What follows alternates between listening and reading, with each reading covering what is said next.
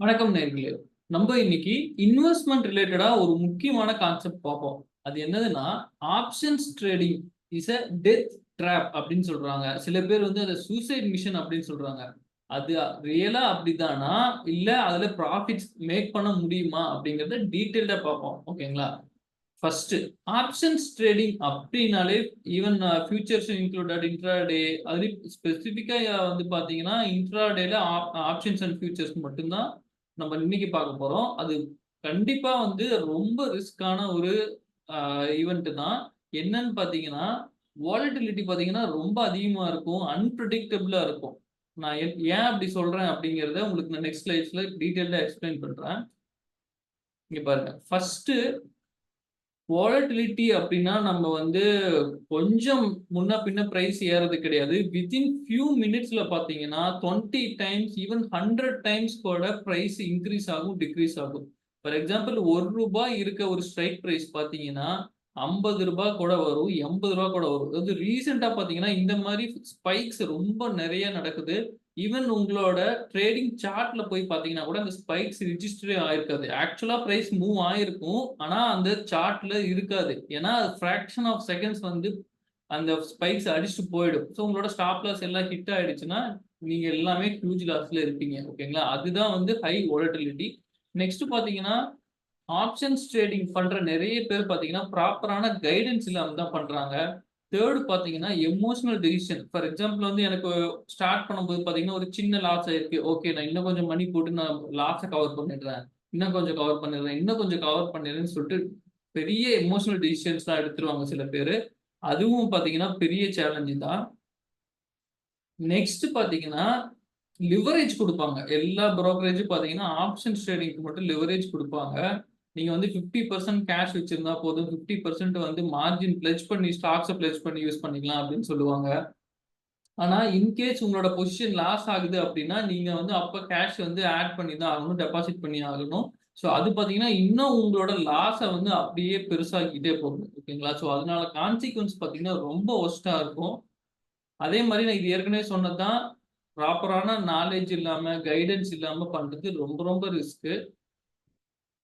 4த் பார்த்தீங்கன்னா, இப்படி கன்டினியூஸா பண்ணிட்டே இருந்தீங்க அப்படின்னா, என்ன ஆகும்னா, உங்களோட ஃபைனான்ஷியல் ஃபுல்லா லாஸ் ஆயி, ஈவன் நீங்க பேங்க்ரப்ட்ஸ் கூட ஆகுறதுக்கு நெறைய ப்ராபபிலிட்டி இருக்கு. நான் ஏன் அப்படிங்கிறத ஸ்டாட்டிஸ்டிக்ஸோட கிளியரா உங்களுக்கு சொல்றேன்.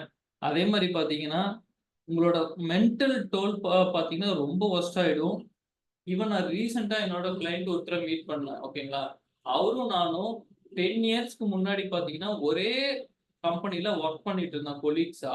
அப்ப அவரு பார்த்தீங்கன்னா, ரொம்ப நாலெட்ஜிபிளா இருப்பாரு. ஒரு ஸ்டாக்ஸ் வாங்குறோம் அப்டின்னா, ஃபர்தரா ரொம்ப டீப்பா ஃபண்டமெண்டல் அனாலிசிஸ் எல்லாமே பண்ணி, கரெக்ட்டான டைம் வெயிட் பண்ணி தான் அவரு வாங்குவாரு. ஓகேங்களா? ஸோ வந்து அவ்ளோ நாலெட்ஜிபிளா ஒரு 10 இயர்ஸ்க்கு முன்னாடி இருந்த ஒருத்தர், இப்ப ரீசென்ட்டா வந்து அவர்ட்ட நான் பேசினேன். அப்ப வந்து அவர் ஃபர்ஸ்ட் கொஞ்சம் தயங்கி தயங்கி என்கிட்ட சொன்னாரு. இந்த மாரி கொஞ்சம் லாஸ் ஆயிடுச்சு. ட்ரேடிங் பண்ணேன், எஃப்&ஓ பண்ணேன் அப்படின்னு சொன்னாரு. எனக்கு வந்து கிளியரான கான்டெக்ஸ்ட் தெரியல. அப்ப நான் ஸ்ட்ரெய்ட்டாவே கேட்டேன். எவ்ளோ லாஸ் தான் ஆச்சு உங்களுக்கு? அப்படின்னு சொல்லி கேட்டதுக்கு, அவரு 10 வருஷமா சம்பாரிச்சு வச்சிருந்த மொத்த காசையும் பார்த்தீங்கன்னா, ஆப்ஷன்ஸ் ட்ரேடிங்ல இழந்துட்டாரு. இப்ப அவர் வந்து பேங்க்ரப்ட் அதாவது நெட் ஜீரோவுக்கு போயிட்டாரு. அந்த போஸ்ட் கோவிட் டைம்ல பார்த்தீங்கன்னா, ஃபுல்லா ட்ரேடிங் பண்ணி, அவர் என்ன பண்ணியிருக்காரு, ஒரு 10,000 20,000 ஆட் பண்றது, அது லாஸ் ஆகுது. மறுபடியும் கொஞ்சம் ப்ராஃபிட் வருது. மறுபடியும் ஆட் பண்றது, மறுபடியும் ஆட் பண்றது. அப்புறம் 1,00,000 2,00,000 ஆட் பண்றதுன்னு சொல்லிட்டு, இ சம்பாரிச்சு வச்சிருந்த மொத்த காசையும் அவரு லூஸ் பண்ணிட்டாரு. ஓகேங்களா? அதுக்கப்புறம் தான் அவருக்கு ரியலைஸ் ஆயிருக்கு. இந்த ட்ரேடிங்ன்றது ரீட்டெயிலர்ஸ்க்கு செட்டே ஆகாது அப்படின்னு சொல்லிட்டு, இப்ப பார்த்தீங்கன்னா, அவரு long term investments, mutual funds அந்த மாரி இதுக்கு வந்துட்டாரு. ஓகேங்களா? ஸோ, அவரு மட்டும் கிடையாது.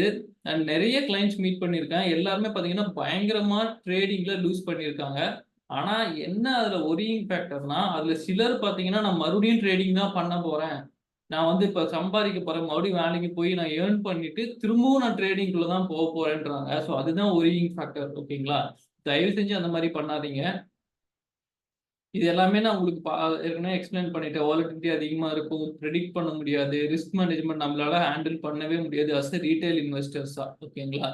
இதுக்கு இன்னொரு ரீசனும் பார்த்தீங்கன்னா, நம்ம ரொம்ப கிரீடா இருக்கிறது. ஒரு சில சிச்சுவேஷன்ல பார்த்தீங்கன்னா, ரொம்ப பயந்து போய் இன்வெஸ்ட் பண்ணலாமா? ட்ரேட் பண்ணலாமான்னு யோசிப்போம். அந்த மாதிரி ரீசன்ஸும் இருக்கு. ஸோ நான் இவ்வளவு சொல்லியும் நீங்க கண்டிப்பா நான் ட்ரேடிங் பண்றேன், பண்ணிட்டு இருக்கேன், நான் பண்ண தான் போறேன் அப்படின்னு நினைச்சீங்கன்னா, நானும் ட்ரேடிங் பண்ணிட்டு இருந்தேன் தான் பெர்சனலா என்னோட அக்கவுண்ட்ல. ஆனா இப்ப நான் பண்றது இல்ல. ஏன்னா அதோட ரிஸ்க்க நான் புரிஞ்சுக்கிட்டேன். அஸ் எ ரீட்டெய்லர்ஸா யாருக்குமே நான் ட்ரேடிங் ரெக்கமெண்ட் பண்றதே கிடையாது. ஈவன் இந்த டிஸ்க்ளோஷர் பாருங்க. இது என்னோட அக்கவுண்ட்ல இருந்து எடுத்த ஸ்கிரீன்ஷாட். இது எனக்கு மட்டும் கிடையாது. யாரு அவங்களோட எந்த கம்பெனி டீமேட் அக்கவுண்ட்ல லாகின் பண்ணாலும் இந்த டிஸ்க்ளோசர் ஃபர்ஸ்ட் வரும். இது நீங்க அக்ரி பண்ணா மட்டும் தான் ப்ரொசீட் பண்ணவே முடியும். இந்த டிஸ்க்ளோசர் என்னன்றத தயவு செஞ்சு படிங்க. நான் உங்களுக்கு இப்ப எக்ஸ்பிளைன் பண்றேன். ஃபர்ஸ்ட் பாயிண்ட் என்ன சொல்றாங்கன்னா 9 அவுட் ஆஃப் 10 ட்ரேடர்ஸ் பார்த்தீங்கன்னா லாஸஸ் தான் எவ்ரி இயர் பண்றாங்க. ஓகேங்களா? ஸோ அதாவது 100 பேர் ட்ரேட் பண்றாங்க அப்படின்னா 90 பேரு அப் ஃப்ரண்ட்டா லாஸ் தான். மீதி 10 பேர் மட்டும் தான் வந்து ப்ராஃபிட் பார்க்குறாங்க. ஃபர்ஸ்ட் ஸ்டெப் ஓகேங்களா? செகண்டு அந்த லாஸ் பண்றவங்க பார்த்தீங்கன்னா, ஆவரேஜா 50,000 பிளஸ் பண்றாங்க. ஓகேங்களா? தேர்டு லாஸ் வந்து உங்களுக்கு வந்து காசு லாஸ் ஆகுறது மட்டும் கிடையாது. அதுக்கும் மேல சார்ஜஸ் நெறைய சார்ஜஸ் இருக்கு ட்ரேடிங்க்கு. நீங்க புரோக்கரேஜ் பே பண்ணணும், புரோக்கரேஜ்க்கு ஜிஎஸ்டி பே பண்ணணும், எஸ்டிடி பே பண்ணணும், செபி சார்ஜஸ் பே பண்ணணும். இது எல்லாத்துக்கும் வந்து நீங்க ஜிஎஸ்டி பே பண்ணணும். ஸோ அப்படி எவ்வளோ பே பண்றாங்கன்னு பார்த்தீங்கன்னா, லாஸ் மேக் பண்ணது இல்லாம இன்னொரு 28% வந்து டிரான்சாக்ஷன் காஸ்ட்டா பே பண்றாங்க. ஸோ ஃபைனலா பார்த்தீங்கன்னா, ரிமைனிங் 10% வந்து ப்ராஃபிட் மேக் பண்றாங்கன்னு நம்ம நெனைக்கிறோம். அப்படி கிடையாது. அந்த 10%லயும் பார்த்தீங்கன்னா, மேக் பண்ற அவங்க சம்பாதிக்கிற ப்ராஃபிட்ல 15-50% வந்து டிரான்சாக்ஷன் காஸ்ட்டா பே பண்ணிடுறாங்க. ஸோ சிம்பிளா சொல்லணும்னா 100%ல பார்த்தோம்னா 2-5% மட்டும் தான் ரீட்டெயில் இன்வெஸ்டர்ஸ் வந்து ப்ராஃபிட் எர்ன் பண்றாங்க ட்ரேடிங்ல. அதுலயும் அவங்க கிட்ட போயிட்டு நான் ப்ராஃபிட்ல நெட் ப்ராஃபிட்ல தான் இருக்கேன்னு சொல்லுவாங்க. சரி ஓகேங்க. எவ்வளோ பெர்சன்டேஜ் ஆஃப் ப்ராஃபிட் உங்களுக்கு வந்துட்டு இருக்கு அப்படின்னு கேட்டீங்கன்னா, ரொம்ப கம்மியா இருக்கும். அவங்க வந்து 4, 5 வருஷமா ட்ரேட் பண்ணிட்டு இருப்பாங்க. அவங்களோட ப்ராஃபிட் பார்த்தீங்கன்னா வந்து வெறும் 40,000, 50,000 தான் பண்ணுவாங்க. ஆனா அதுக்கான ரிஸ்க் எடுக்கிறது, டைம், எஃபோர்ட், எனர்ஜிலாம் பார்த்தீங்கன்னா ரொம்ப அதிகம். ஸோ டெஃபினட்டா இது எல்லாமே நம்ம பேசுறது எல்லாமே பார்த்தீங்கன்னா, ரீட்டெயில் இன்வெஸ்டர்ஸ் தான். அதாவது நீங்க மாரி இருக்கிற ஸ்மால் ரீட்டெயில் இன்வெஸ்டர்ஸ் தான். ஓகேங்களா? பிக் இன்ஸ்டிடியூஷன்ஸ் கண்டிப்பா பண்ணுவாங்க. அவங்க வந்து லிவரேஜ், ஹெட்ஜிங்க்காக கண்டிப்பா பண்ண தான் செய்வாங்க. அவங்களோட ரிஸ்க் அப்பார்டைட் வந்து கண்டிப்பா டிஃபரெண்ட். ஓகேங்களா? அஸ் எ ரீட்டெயில் இன்வெஸ்டர்ஸா கவர்மெண்ட்டே வந்து அலோவ் பண்ணக்கூடாது. ஆனா, அவங்களுக்கு வந்து பார்த்தீங்கன்னா, நெறைய ப்ராஃபிட் வருதுன்னு என்எஸ்சிக்கு பார்த்தீங்கன்னா, பயங்கர profit every year on year வந்துட்டே இருக்குன்னா, நம்மள மாரி மக்கள் ட்ரேடிங் பண்றனால தான் அவ்ளோ ப்ராஃபிட். ஈவன் சொல்லணும்னா, வேர்ல்டுலயே இப்ப அதிக டிரான்சாக்ஷன்ஸ் ட்ரேட் ஆகுற அ இது இண்டெக்ஸ் பார்த்தீங்கன்னா வந்து என்எஸ்சி தான். ஓகேங்களா? மத்த கண்ட்ரிக்கும் நம்மளுக்கும் பார்த்தீங்கன்னா, பெரிய கேப் இருக்கு. போஸ்ட் கோவிட் பார்த்தீங்கன்னா, இந்தியா தான் ட்ரேடிங் வால்யூம்ல நம்பர் 1 இருக்கு. அதுல வந்து பாத்தீங்கன்னா, என்எஸ்இ தான் மெயினு. பிஎஸ்சி இப்பதான் கொஞ்சம் கொஞ்சமா பிக்கப் பண்ணிட்டு வராங்க. ஆனா என்எஸ்இ வந்து ரீட்டெயிலர்ஸ ஸ்டாப் பண்ண போறது கிடையாது. எல்லாத்துக்கும் செபிக்கும் தெரியும். இது வந்து செபியோட ஸ்டாட்டிஸ்டிக்ஸ் தான். 9 out of 10 people are making losses. ஆனாலும் செபி வந்து இத ஸ்டாப் பண்ண போறது கிடையாது. ஆனா, அஸ் எ ரீட்டெயில் இன்வெஸ்டர்ஸ் தான் நம்ம டெஃபினட்டா ட்ரேடிங் எஃப்&ஓல பண்ணவே கூடாது. இதுதான் என்னோட ரெக்வெஸ்ட். ஓகேங்களா? ஸோ ஏதாவது கிளாரிஃபிகேஷன்ஸ் இருந்துச்சுன்னா என்கிட்ட ரீச் அவுட் பண்ணுங்க. நான் டெஃபினட்டா உங்களுக்கு ஹெல்ப் பண்றேன்.